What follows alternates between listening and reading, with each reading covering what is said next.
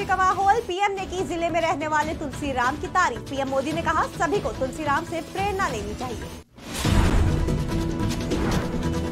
लखनऊ में हुआ ध्येय समम उत्थान कार्यक्रम का आयोजन, मुख्य अतिथि के तौर पर पहुंचे केंद्रीय रक्षा मंत्री राजनाथ सिंह। कैबिनेट मंत्री योगेंद्र उपाध्याय ने की प्रेस वार्ता, अखिलेश सरकार पर जमकर साधा निशाना। केंद्रीय राज्य मंत्री एसपी सिंह बघेल का बड़ा बयान, कहा दोबारा जन्म लेने पर भी नहीं कर सकते भाजपा का सामना। केंद्र सरकार के 9 साल पर कांग्रेस ने किए 9 सवालों के साथ वाराणसी में की प्रेस कॉन्फ्रेंस। पार्टी के बड़े नेता प्रमोद तिवारी ने भाजपा पर साधा निशाना। नमस्कार, आप देख रहे हैं आज की खबर। आपके साथ मैं हूं अफीफा मलिक। देश के प्रधानमंत्री नरेंद्र मोदी का आज मन की बात का कार्यक्रम था, जिसमें पीएम मोदी देश की तमाम योजनाओं और जनता के सक्सेस प्लान को लेकर चर्चा करते हुए नजर आए। उसी क्रम में आज बांदा का नाम उनकी जुबान पर फिर से आया। बांदा के एक छोटे से गांव के रहने वाले तुलसीराम का पीएम मोदी ने नाम लिया और उनके नए प्रयोग की जमकर सराहना की। पीएम मोदी के मन की बात कार्यक्रम में कहा कि एक साथी हैं यूपी के बांदा के तुलसीराम यादव, जो लुकतरा गांव के प्रधान हैं। आप भी जानते हैं बांदा और बुंदेलखंड क्षेत्र में पानी को लेकर कितनी कठिनाई रही है। इस चुनौती से पार करने के लिए तुलसीराम ने गांव के लोगों के साथ लेकर 40 से ज्यादा तालाब बनवाए। आज उनकी मेहनत का नतीजा है कि उनके गांव में भू जल स्तर में सुधार आ रहा है और बढ़ा है। सभी को उनसे प्रेरणा लेनी चाहिए। ऐसे ही एक साथी हैं यूपी के बांदा जिले के तुलसीराम यादव जी। तुलसीराम यादव जी लुकतरा ग्राम पंचायत के प्रधान है। आप भी जानते हैं कि बांदा और बुंदेलखंड क्षेत्र में पानी को लेकर कितनी कठिनाइयां रही है। इस चुनौती से पार पाने के लिए तुलसीराम जी ने गांव के लोगों को साथ लेकर इलाके में 40 से ज्यादा तालाब बनवाए हैं। तुलसीराम जी ने अपनी मुहिम का आधार बनाया है खेत का पानी खेत में, गांव का पानी गांव में। राजधानी लखनऊ में ध्येय फाउंडेशन की तरफ से ध्येय समम उत्थान कार्यक्रम का आयोजन किया गया। कार्यक्रम में मुख्य अतिथि के तौर पर केंद्रीय रक्षा मंत्री राजनाथ सिंह पहुंचे। ध्येय फाउंडेशन ने बड़ी पहल करते हुए यूपी की उन प्रतिभाशाली बेटियों का भविष्य उज्जवल करने की राह में कदम उठाया, जो सिविल सेवाओं की तैयारी कर रही हैं। उन सभी छात्रों के लिए अब निःशुल्क कोचिंग, किताबें, आवास और भोजन की व्यवस्था की जा रही है, जिससे प्रदेश में बेटियों का सपना पूरा हो सके। रक्षा मंत्री राजनाथ सिंह ने कार्यक्रम को संबोधित करते हुए कहा, आमतौर पर जनता में यह धारणा है कि ब्यूरोक्रेट्स उस तरह से जनता के साथ पेश नहीं आते जिस तरह से उन्हें पेश आना चाहिए। जिस दिन इस देश का नेता ना कहना और ब्यूरोक्रेसी हाँ कहना सीख जाएगी, उस दिन देश का कल्याण हो जाएगा। इस ध्येय फाउंडेशन के कार्यक्रम में आने के पहले मुझे कल्पना नहीं थी कि इस कार्यक्रम का इतना भव्य स्वरूप होगा।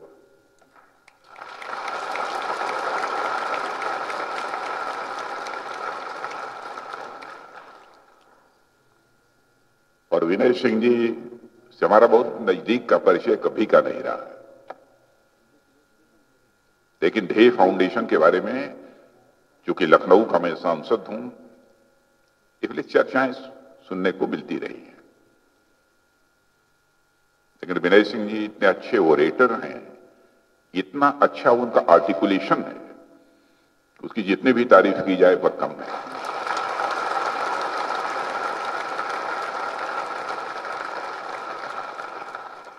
और वहीं आगे बैठे हुए देख रहा था, ध्येय समम उत्थान, टुगेदर वी कैन राइज। ये सच है। इसको ज्यादा इलेबोरेट न करते हुए, सभी मैथमेटिक्स तो कम से कम जूनियर हाई स्कूल तक अथवा हाई स्कूल तक तो सबने पढ़ी ही होगी।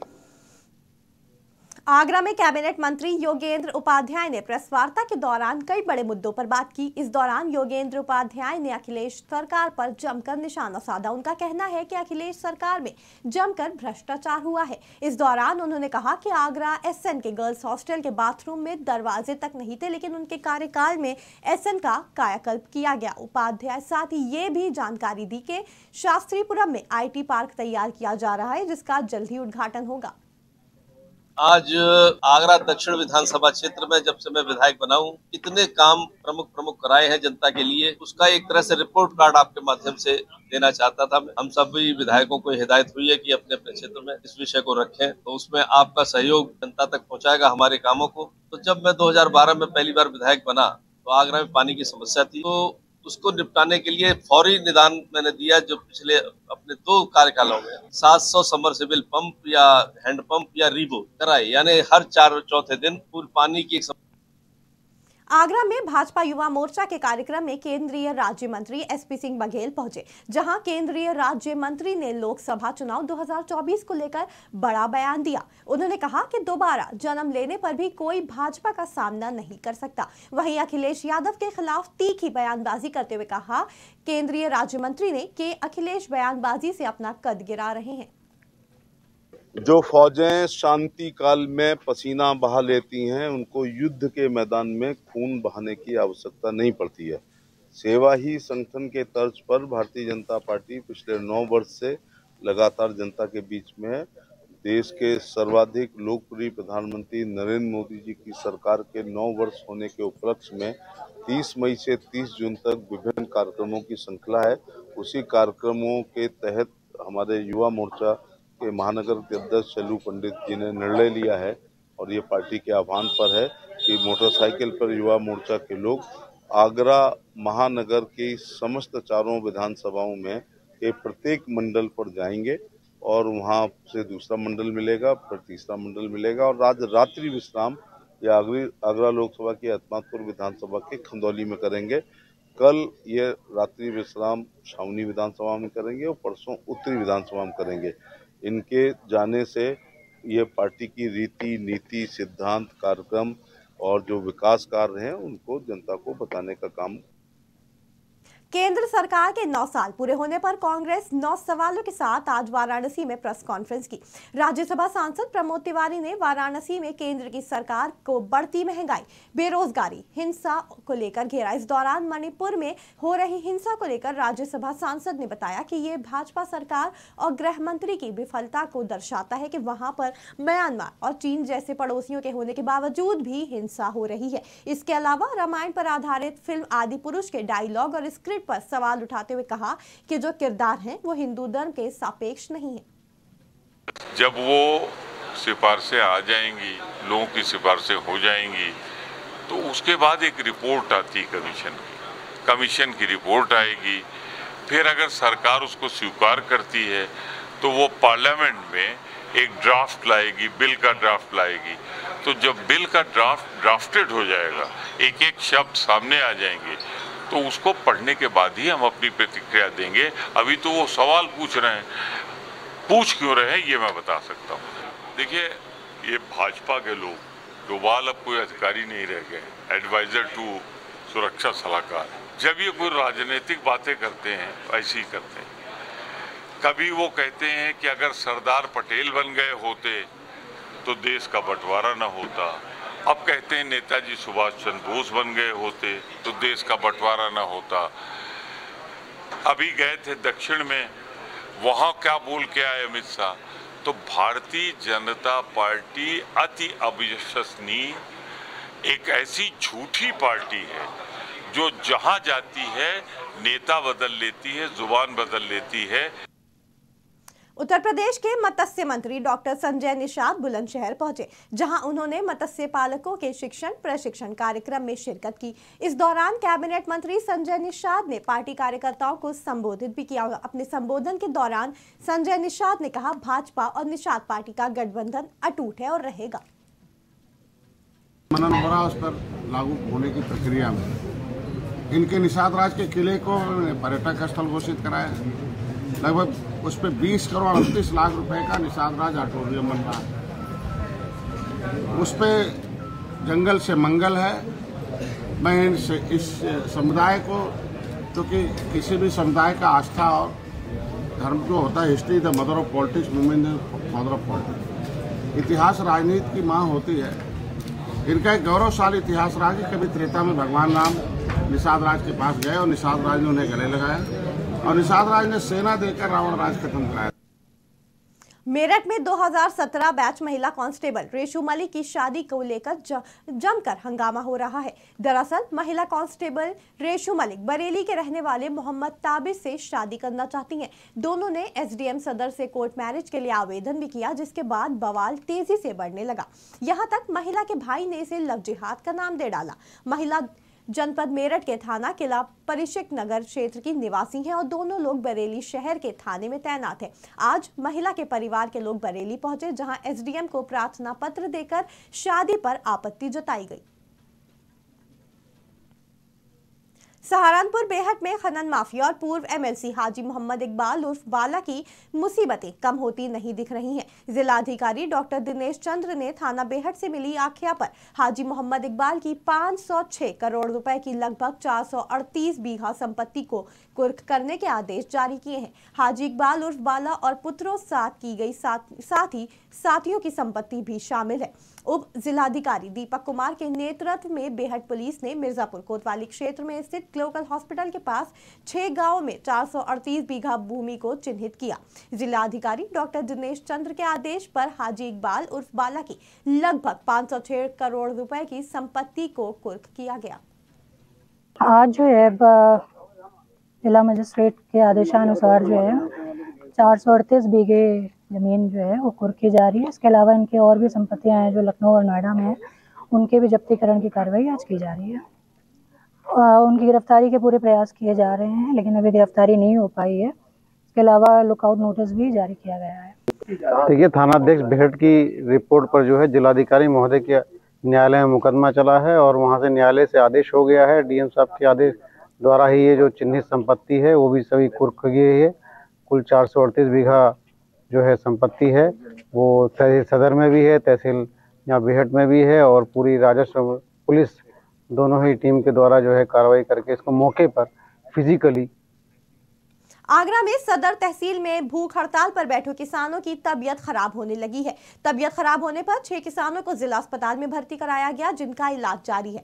किसानों की आज भूख हड़ताल का 13वां दिन है। जिला अस्पताल में भर्ती होने के बाद भी किसान कुछ भी खाने को तैयार नहीं। इससे किसानों की हालत और भी ज्यादा नाजुक हो गई है। वहीं किसानों से मिलने पहुंचे एसडीएम सिटी अनूप कुमार के साथ और भी अन्य अधिकारी मौजूद रहे।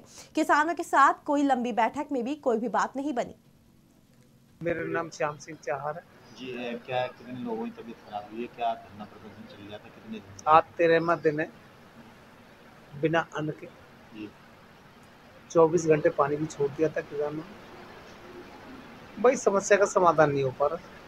मेरे ख्याल से ये मुझे महसूस हो रहा है, किसानों को महसूस हो रहा है, देश में कानून नाम की चीज़ नहीं रही। जो पहले जो हिटलरशाही शासन राजा थे वो ही अब देश में। अलीगढ़ के थाना गांधी पार्क क्षेत्र अंतर्गत इलाके की रहने वाली युवती को बहला फुसला कर अपने साथ ले जा रहे मुस्लिम युवक को पुलिस ने हिरासत में ले लिया। बताया जा रहा है कि मुस्लिम युवक लंबे समय से युवती से इंस्टाग्राम पर खुद को हिंदू बताता था। आरोप है कि उक्त युवक ने युवती को नशीली दवाइयां देकर परिवार को सुलाने की बात कही थी। इसके बाद युवती ने नशीली दवाइयां देकर अपने परिवार को सुला भी दिया और उसके बाद युवक युवती को बहला फुसलाकर अपने साथ मेरठ ले जा रहा था। वहीं युवती की बहन ने घटना की जानकारी हिंदूवादी कार्यकर्ताओं को दी तो हिंदूवादी कार्यकर्ता थाना गांधी पार्क पहुंचे और थाने का घेराव करा। वहीं घटना का संज्ञान लेते हुए पुलिस ने आरोपी युवक को हिरासत में ले लिया और अभी पूछताछ की जा रही है। कि आर्यन के नाम से बना रखा और जब मामला आया तो पता चला कि वो लड़का जैद नाम से है और मुस्लिम है। वो यहाँ पे आकर नशीली दवाई देकर पूरे परिवार को सुलाना चाहता था। लड़के की जो फर्जी आईडी है उसमें तो आर्यन नाम है, जैसे उसका असली नाम है जैद, मोहम्मद जैद। हाँ, कुछ पता लगा? मेरठ का। तो इंस्टाग्राम के माध्यम से कांटेक्ट किया था? हाँ, इंस्टाग्राम के माध्यम से। राजधानी लखनऊ में बीते दिनों प्रॉपर्टी डीलर की हत्या का पीजीआई पुलिस ने खुलासा किया। पीजीआई पुलिस ने 2 भाई समेत 4 आरोपियों को गिरफ्तार किया है। पुलिस पूछताछ में आरोपियों ने अपना जुर्म कबूल भी किया। वहीं हत्या का खुलासा करते हुए पुलिस अधिकारी ने बताया कि कमीशन के पैसे के बंटवारे को लेकर यह हत्या की गई। आरोपियों के पास से पुलिस ने हत्या में इस्तेमाल असलहा भी बरामद कर लिया है। सभी आरोपियों को जेल भेज दिया गया है। क्या कुछ कहा पुलिस अधिकारी ने, आप भी सुनिए। विगत 12 जून को शाम को लगभग 7:30 बजे करीब वृंदावन योजना थाना अंतर्गत पीजीआई एक प्रॉपर्टी डीलर जो होम सिटी इंफ्राटेक के नाम से वहां पर कंपनी बनाए हुए थे, वो शाम को अपना कार्यालय बंद करके जब अपने एक सहयोगी के साथ मोटरसाइकिल पर सवार होकर वापस जाने के लिए तैयार हो रहे थे, उसी समय उनकी हत्या कर दी गई थी। सबसे बड़ी बात थी कि वो उस कार्यालय में बहुत सारे सीसीटीवी कैमरे लगे हुए थे और वो सारे अक्रियाशील थे, सब बंद थे। तो इससे पुलिस को संदेह हुआ कि ज़रूर कोई ऐसा ही व्यक्ति इसमें इन्वॉल्व है जिसको ये जानकारी है कि इतने सारे सीसीटीवी कैमरों के सामने भी यदि हम इस अपराध को कारित करते हैं तो हमारी शिनाख्त नहीं होगी, यानी कि उसे पता था कि ये सब कैमरे बंद हैं। मृतक अमित कुमार थे, उनके एक सहयोगी, उनके साथ में जो कंपनी के डायरेक्टर थे दूसरे आशीष यादव, उनके द्वारा ही यह पूरा षड्यंत्र अपने साथी रोहित यादव के साथ मिलकर रचा गया था।